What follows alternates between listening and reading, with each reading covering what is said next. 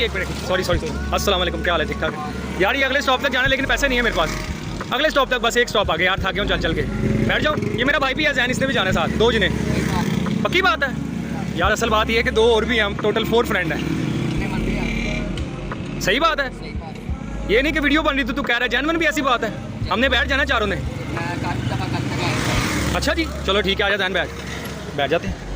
चलो बैठो जैन, इधर से आओ। चल फिर चले, ठीक है। 2 रहने देते हम दोनों को उतार दे बस। यार जैन ये तो वाकई मान गया। मुझे नहीं पता था। अब बात है यार, इस तरह का प्यार मोहब्बत होना चाहिए। तेरे जितना जिगरा जो है ना हर बंदे का नहीं है, तो मुझे अच्छा लगा। ले ये हमारी तरफ से तो ये प्यार मोहब्बत है, ठीक है। और ये मैसेज था वीडियो बनाने का मकसद यही कि कोई दुनिया में और भी देखे, वो भी करे।